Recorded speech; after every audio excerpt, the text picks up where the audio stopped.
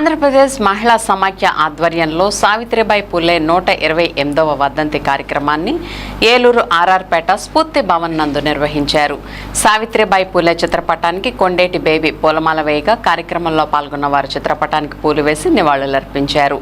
జోహార్ సావిత్రిబాయి పూలే, సాధిస్తాం సావిత్రిబాయి పూలే ఆశయాలను వర్ధిల్లాలి ఆంధ్రప్రదేశ్ మహిళా సమాఖ్య అంటూ నినాదాలు చేశారు.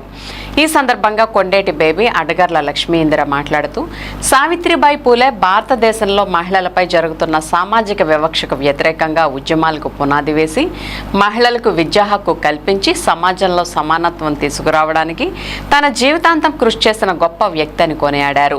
అనాథ పిల్లల కోసం ఆశ్రమాలను స్థాపించి వారికి ఆశ్రయం కల్పించారని, ఆ కాలంలో దేశంలో మహిళలు చదువుకోవడాన్ని నేరంగా చూసేవారని, వారిని ఎదిరించి సావిత్రిబాయి పూలే పాఠశాలకు వెళ్తున్నప్పుడు ఆమెపై రాళ్లు మట్టి వేస్తూ అవమానాలు చేసినా ఆమె తన లక్ష్యాన్ని వదలకుండా మహిళలకు విద్య అందించడానికి మహోన్నత కృషి చేశారని కొనియాడారు.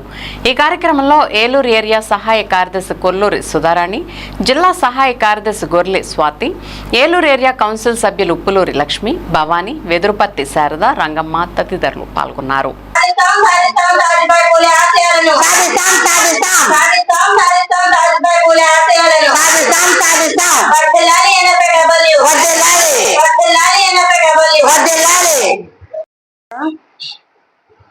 అందరికీ నమస్కారం. నా పేరు కొండేటి బేబీ.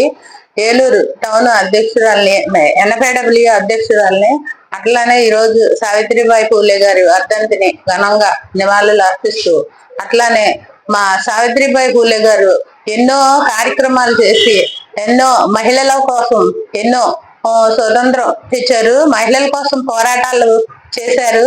మహిళల్ని పల్లెలో వెళ్ళి వాళ్ళని తీసుకొచ్చి వాళ్ళంతా అభివృద్ధి చేసి, వైద్యం లేని కాడ వైద్యం అందించారు, విద్య లేని కాడ విద్య అందించారు. అలానే ఆవిడ సావిత్రిబాయి పూలే గారు చేసిన కార్యక్రమాలు, పోరాటాలు అవి కూడా మనం కూడా స్ఫూర్తిగా తీసుకుని ఆవిడ అడుగుజాడల్లో నడవాలని చెప్పేసి కోరుకుంటూ ఆవిడ వర్ధంతిని ఘనంగా జరుపుకుంటున్నాం. నమస్కారం. నా పేరు అడ్డగర్ల లక్ష్మీ ఇందిర, ఆంధ్రప్రదేశ్ మహిళా సమైక్య ఏలూరు ఏరియా కార్యదర్శిని.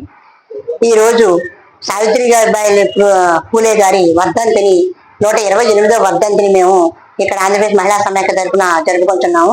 ఆవిడ భారతదేశపు మొట్టమొదటి మహిళా ఉపాధ్యాయురాలు.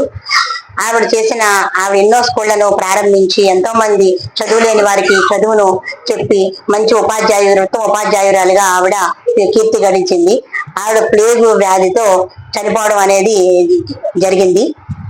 ఆవిడకి ఈ రోజున ఘనంగా అందరము నివాళులను అర్పిస్తున్నాము.